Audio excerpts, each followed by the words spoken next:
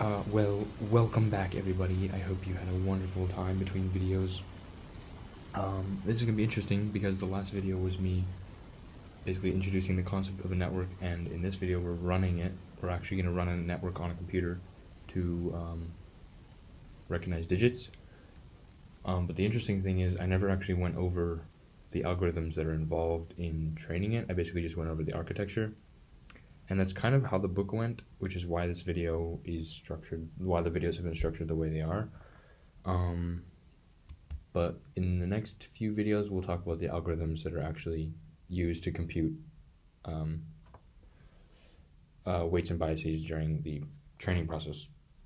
But that's aside. So today, we're going to be running our very first neural network. Extremely exciting, extremely exciting.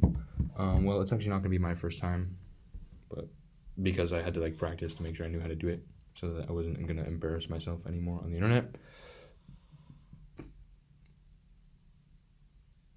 I didn't just burp. Nobody saw that.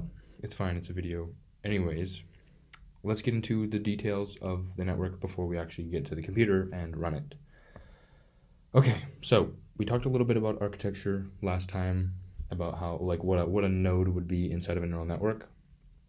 And now we're going to actually make a physical, well, not a physical, it's like a theoretical network, but you get the idea. Anyways, so basically, this is how the network is going to be represented. We're going to have 784 input neurons, I guess you could call them. And the reason there's 784 is because each training image with a digit is 28 by 28 pixels, and so each input neuron is going to be designated for each pixel in the image. And then we're going to have a hidden layer. Our hidden layer is going to have 30, so it's a 30 neuron hidden layer. And then of course our output layer is, we have 10 output neurons because we have 0 through 9 as the single digits that we're going to be identifying. And so yeah, we'll talk about data in a second, but the fact that the data is tagged is important, and again I'll talk about that in just a second. But the output of this network, we're not going to directly see, we're not going to be able to write well, at least not yet, we're not going to be able to write our own digit and then have it test that. That would be cool, so hopefully in the future I'll be able to do that. But what's going to be the output of this network, you might ask? It will be basically the accuracy. So each time it runs through the data, and each epoch, essentially, we'll talk about that in a second. It'll be computing the number that it got correct over the number of data points that it went through. So we'll basically just be seeing, how good is this network architecture at solving this particular problem. And we'll be able to mess around with the parameters a little bit to see if we can do any better or any worse. So yeah, let's just get into the data. So the data is kindly provided by yours truly, well, not me, National Institute of Standards and Technology, U.S. Department of Commerce, blah, blah, blah, blah, blah, blah, blah. So this data has been tagged. I believe that it was tagged by a bunch of high school students or adult volunteers. And what tagging means is basically they saw the digit and they just wrote what they thought wrote what it is, so that there's an answer with the digit. And this is important because it relates to the type of learning that this particular network is going to be doing. And because it's tagged human, it's basically in here human verified or whatever, there's an answer, a given answer to any particular data point. The network will be undergoing what is known as supervised learning. Supervised learning is okay, we gave you training wheels, as in the answer to the problem, essentially. Well, not the problem, but the answer to each data point.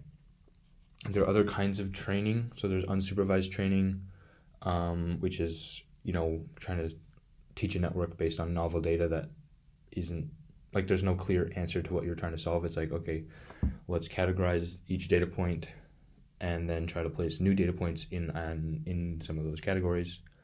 And that's how that works. There are other types of learning. I'm spacing on them right now. Oh, my pen just broke. Oh, interesting. Anyway, that's not important. See, look, it's broken. There's no cap. That's not important. Anyways, yeah, so that's just onto the data. Basically, there are 70,000, let me just go quickly into what the data is. how it's represented. And so we have what's called a tuple, I think. In math, it's just like just like two elements, whatever, it doesn't matter. But we have our image with a particular digit, and then its corresponding answer, which is kind of what I was talking about earlier with supervised learning. And we have 70,000 of those, 10,000 of which we're reserving for a later date for like validation data. I'm not exactly sure what that's for, but we will learn relatively soon. And then, of course, we need our training data, and we need a lot. So we have designated 50,000 particular data points for training and 10,000 for testing, which is, okay, let's run through these 10,000 and see how accurate our network is after each run through the data, or the training data. And so I like to think of this as a little training circuit. It's like a racetrack with two stages. So the first stage is going to be the network making its way through the training data. Boom, it gets to the end of the training data, and then, or that's what's known as an epoch. It goes through the training data completely. That's one epoch. Another time, that's one epoch.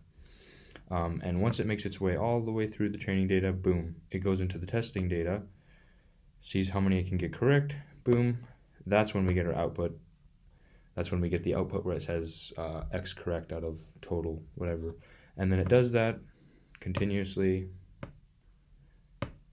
outputting its accuracy, hopefully an increasing number. We shall see when we run the network if it actually improves. And it does that a specified number of times. Actually, in the code, we can specify how many times we want it to run through this circuit, and we'll talk about that a bit more when I have the computer up. But that's basically what the data is. I just thought it would be a good idea to show you like what the architecture might look, or what the architecture looks like, how it's laid out, and then also how the data is represented that we are going to be,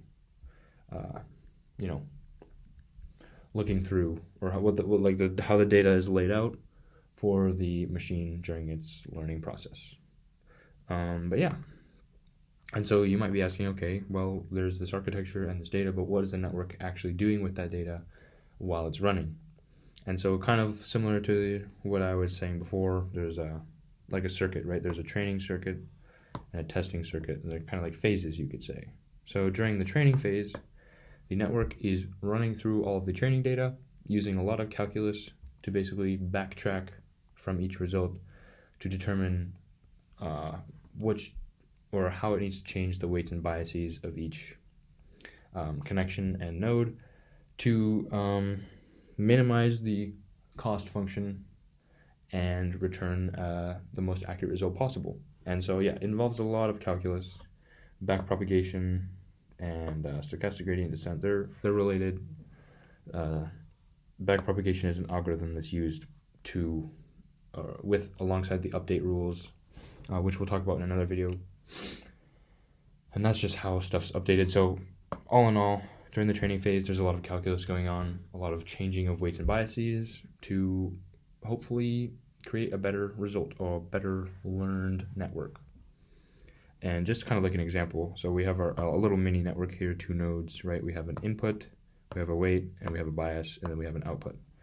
So once we get at that output, we can use all of the calculus, which we talk about in another video. In hindsight, probably should have been before this one, but it's whatever. And then we basically say, okay, well, now we're going to change to a new bias and a new weight, and then we're going to run through the data again and continuously update that. So basically, it's just like it's like tuning a bunch of dials. Like if you're tuning into the radio, you try once, boom. Okay, well, it's not the right one. Well, this is like a 40s radio, so nobody does this. Like continuously twisting the little knob, trying to get it to the right exact spot. Yeah. And these are just random pictures from Boston Dynamic. I thought they were kind of fitting because here there's a little like robot training, and then here's the human testing the robot by pushing it with a stick. Probably not the greatest idea because this robot could probably like destroy that guy in a fight. Anyway, let's get into the fun part where we actually run the network on the computer. Hopefully not explode my computer as these images suggest. I'm not gonna get mad at my computer, but my computer might get mad at me. So if you reverse these images and it's a computer throwing a guy, that's probably what my computer's gonna be doing. You'll probably hear the fan in the video, but that's not important. Anyway, let's just jump right into the exciting part. So I will see you in the terminal. Boom. All right, well, now that I've showed you a more theoretical approach to what we're going to be doing, I'm going to just run through the code, and we're going to be running our first neural network on my computer. Now, granted, it's not my first time, because obviously I did it a few times, messed around with it, and practiced to make sure I knew how to do it properly. But yeah, let's jump right into it. So the first thing, I just want to make sure, if anybody here is interested in trying this, I've posted the updated code to my personal GitHub. I'll post a link in the description. It's like pretty much the same as the one that you'd find in the book, but just updated to work with the latest version of Python that I'm running. There was just like a few changes that I had to make to some of the import statements, and some of the functions were outdated and some of the syntax was a bit different. So I just had to make a few changes, and now it runs fine on Python 3.10.2. So if you're interested in trying it out, check the link in the description for my GitHub link. But yeah, with that anyway, let's get into the actual program.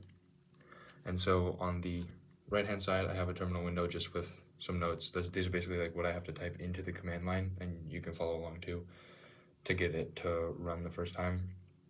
And on the left is where it's actually going to be running. So the first thing I'm going to have to do is basically get into the directory where all the code is stored. So I have to do cd into the neural network and deep learning directory, and then into the source. That's where the code is stored. And as you can see, each of the files here are, well, they exist here. So anyway, let's start with uploading the data. So the data is going to be from our whoops.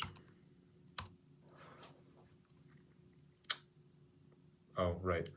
Sorry. First things first, we have to be running all. So this is written in Python, so we have to open a local Python shell. So if we just do Python 3, it opens up a Python command line essentially. So now we can import the data loader class. This is just the class that's responsible for loading in the data that's stored from the MNIST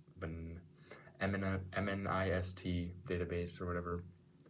And then what we're going to do is we're going to initialize. So we do training data and then validation data, and also the test data equals /. I'm not exactly sure what this is, but again, on the right hand side, if you wanted to follow along, that's the code that you have to type into the Python command line. So once we do, so we have training data, validation data, and test data // and now we're going to actually load in the data. So minist loader dot load underscore data underscore wrap, if I can spell, wrapper. This should take in the data, right? And now, so the data is stored in, you know what, actually quickly jump to a description of what the data looks like, because it's kind of interesting to explain. But since this is tagged data, this is going to be what's known as supervised learning. Supervised learning is when the data is tagged, so basically you know what you're trying to categorize data as, whereas unsupervised learning would be basically training a network on data that is like novel. For example, if you're solving like a new problem and you're not exactly sure what the output's supposed to be, you can use unsupervised training, and basically what the program will do is categorize or like determine probability. Well, I don't think it's based on probability. There's another one that's based on probability that we'll talk about later, but basically it recognizes patterns in the groupings of data and then kind of places things as they belong in those groups, rather than saying, oh, well, this is this because we're given a tag that tells me so. It's a bit different. Anyway, that's not the most important. So now what we're going to do once we have the data is load in our actual network class so that we can create our network. So we're going to import network. Network is, again, just the, it's basically the Python file for the network class. And then we're going to create a network, network.Network. And so we're going to be creating, our network is going to have 784 inputs or nodes in the first layer, because it's one for each pixel in a 28 by 28 image. So that's 784 in the first layer. And then in our hidden layer, in our first hidden layer, we're going to have 30 neurons. And this is not arbitrary, but I didn't choose it. There's a reason for these particular numbers, and we'll cover that later when we talk about the hyperparameters and whatnot. But for now, I'm just going to trust that this works because it's what the tutorial was telling me. So, and I'm not the expert. So yeah, we have 784 in the first layer, 30 nodes in the hidden layer, and then the output layer is obviously going to be 10 because it's digits 1 through 9. So there's 10 output neurons essentially. And then so now we have our network, and now the exciting part is going to be the actual running. So we're going to do our network SGD. SGD stands for stochastic gradient descent. We didn't actually talk about gradient descent or stochastic gradient descent yet, but there will be a video description coming out relatively soon. And it'll cover, actually, yeah, it'll be before, well, it'll come out sometime and you can watch these however you want. But yeah, so stochastic gradient descent is basically a method of training the data. So it's just like a really quick description, so there's context for people who don't want to watch the other video. Stochastic gradient descent is basically where we take so the goal of gradient descent is to basically fidget around with the weights and biases of each of the neurons to basically get the network to a point where it predicts as best as it possibly can, which means minimizing the cost of the function, which, if you remember from the previous video, is described as the sum or the weighted sum of all the inputs plus some bias. And so if we can minimize the total cost of a particular input or for all the data points, then basically you will have a good network essentially. But that's just a really quick description. So stochastic gradient descent is a method of based on input, or like, I don't know how to describe this really quickly, but basically it's how you can backtrack from inputs and their known values to be able to relatively efficiently mess around with the weights and biases to get the network to predict as well as possible. So basically that's what it's going to be. So we're going to be training it on the training data that we initialized in the first portion of this command line intro. And so the 30 here represents the number of epochs, and an epoch is basically how many times we're going to run the training data through the network. So it's like from start to finish, each epoch gets ran through. So we're basically running through the training data, I think 30 times is what that's interpreted to be. And this is stochastic, so basically what that means is so for gradient descent, there's a lot of calculus involved, and basically you have to do this thing called, you have to find this thing called the gradient, which is related to the direction in which you need to move, basically to achieve the greatest or least amount of elevation gain. Elevation it's weird to think of that in mathematical terms, but basically it's related to minimizing the function, which is important for training. And the stochastic part is in reference to, and so instead of calculating, this is too much detail for this particular video, so there'll be more on it later, but basically stochastic has these things called like sample chunks, and we're basically taking a small sample of the data, calculating the necessary gradient for that chunk of data so that we can more efficiently get to the bottom, or get to like a minimum position with all the weights and biases, which is a lot less efficient if we were to do all the math for every single data point rather than like a subsample. So that's what we're doing here. And with the 10 here, we're basically setting the sample size to be 10 data chunks. So we're taking basically 10 images, putting them in, doing all this stuff, boom, calculating the direction we need to go to minimize the cost function and get a valid output or change some weights and biases. So that's kind of what that is. Really messed up explanation, but there'll be a better one soon. And then the last, well, not the last part, but this part is also relatively important, very important actually, what's known as the learning rate. It's related to how we update the weights and biases based on the update rule. Again, will be in the other video about gradient descent. But for now, the update rule is basically related to all the math. How do we actually update the weights and biases given some output and its expected result. So again, we'll talk about that a little bit more. So it's not the most important right now, but yeah, so test data, blah, blah, blah, blah, or training rate, and then the test data is equal to test data. Basically, this part is just used to actually print out the progress. So yeah, I'm just gonna run this, and it actually takes quite a while because it's doing a lot of stuff. And so as you can see here, the first epoch, so the first run through, we actually get a decent amount. And so if you can consider this percentages, right, 9,998 out of 10,000 training chunks is relatively good. That's like almost 91% accuracy. And as you can see, each run through, it's actually getting considerably better. Now we're up to about 93% accuracy, and this is because of the stochastic gradient descent. We're basically, so right now what the computer is doing is it's running through the data, it's comparing kind of the expected result versus the actual result.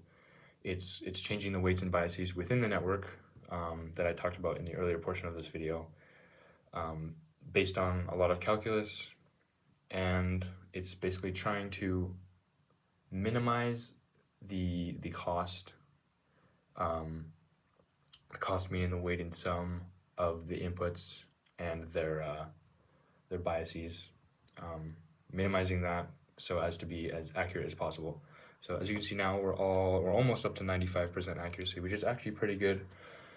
All things considered, like we only have one hidden layer with 30 neurons in it, and obviously with more training data, with different algorithms, and maybe some more hidden layers, we could make the accuracy a little bit higher. We're almost up to 95%. And there are more efficient ways of doing this. This is kind of just like an introduction to how neural networks work. So it's not meant to be like the most efficient method of determining the identity of a handwritten digit. This is just what was given in a tutorial and was meant to basically be an instructive piece of code for anybody who is interested in these topics, which is a category that I fall into. So obviously that's why I'm doing this. Why else would I be doing this? But that's a bunch of rambling while this goes off. Yeah, we haven't quite hit 95%. We have 6 more epochs to go. Looks like we're kind of plateauing off at about 95. Kind of fluctuating up and down. So we've probably hit the peak with these particular set of hyperparameters. So what I'm talking about with the hyperparameters, basically, we'll talk about this more in another video, but hyperparameters are basically parameters that go into the gradient descent function that aren't directly like weights or biases. So hyperparameters are things that we can manually change to kind of shift what the output of the function will be. And so we finished. Wow, we actually hit 95%. Okay, that's kind of exciting. But again, back up to the hyperparameters, those would be up here. So the number of epochs, so basically the number of times we run through the data, we can increase the sample size, which would probably make a slightly more efficient, with a larger sample size, basically you'll get a more accurate direction in which to go to minimize the cost function. And then you can also mess around with the learning rate.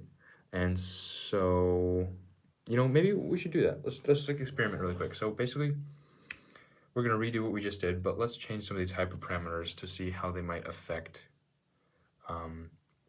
how this works. And also, there's another way you can kind of change how this network will perform. And if you remember, let me just get to this part here, where we basically defined our network architecture. We said there were going to be 784 input neurons, 1 for each pixel, 30 nodes in the hidden layer, and then 10 outputs. And what you can do is you can actually change this architecture a little bit. I don't know if it's really beneficial to do that in this case, but yesterday I did an experiment where I added a second layer of 30 neurons. So it was 784, 30, 30, 10, and it actually decreased the performance quite a bit. I think it was like 85%, maybe something like that.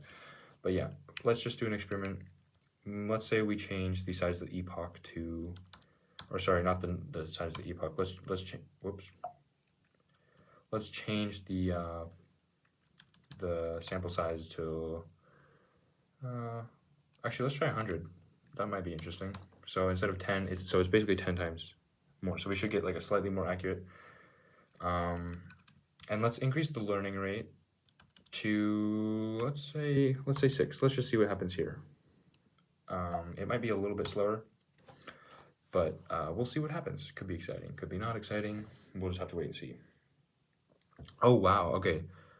So our first epoch was at about 95%, and same with the second one. Didn't really increase much. You can see it's kind of almost plateauing. It's not learning quite as fast as the other one was. And the reason why we most likely got such a high percentage right out of the gate, you can see it's like kind of fluctuating, like literally right at 95.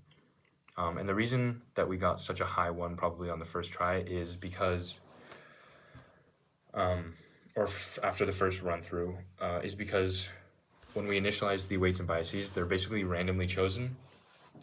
And so you can, due to probability, you can have an initial epoch that, or like an initial, I guess what I'm trying to say is if the weights and biases are initialized to be somewhat randomized, you don't have to necessarily completely randomize them, but they can be somewhat randomized. They can be kind of arranged in a way that's beneficial for learning so that you can basically like get lucky, I guess. As you can see, well, it could also be because of our hyperparameters, but as you can see, like even after 15 trials through the data, it's basically no better than it was the first time, which, this agrees with basically the percent accuracy that we achieved in the first one.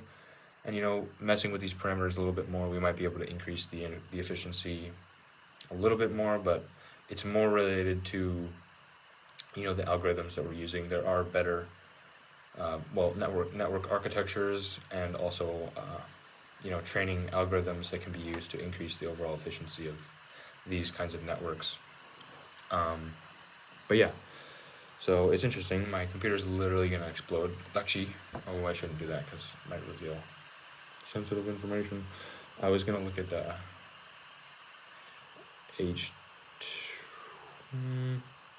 yeah, probably not a good idea.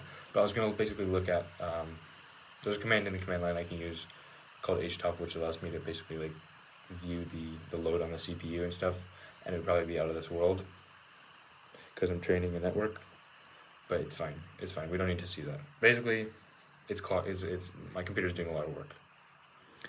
But yeah, see, we fluctuated up and down, basically going absolutely nowhere, staying right about 95% accuracy. So that's cool. But yeah, basically, that's it. I just kind of wanted to record my first run through the neural network and talk about kind of what's going on. But that's essentially it. I mean, I could theoretically like go through the code, but I'm not well versed in it and probably can't give the greatest explanation. But yeah, that's not important. Anyway, that's basically it. That's just that's networks. So moving forward, we're probably going to work on increasing the efficiency of these kinds of algorithms, and even implementing different forms of these learning algorithms, basically to increase the efficiency of a program even more, introducing new topics and new architectures that are going to make this a whole lot better, because there's no way that you can make a self-driving car using the algorithms that we're using here, at least not a safe one. So anyway, yeah, thanks for watching this portion of the video. I hope you learned something. I hope you found it exciting. If not, I'd be looking out for the next video because we're going to do some freaking super sick hacking. But yeah, anyway, goodbye, and thank you for watching. Enjoy your wonderful day. I hope you have the greatest day of your entire life. There we go. Boom. Bye.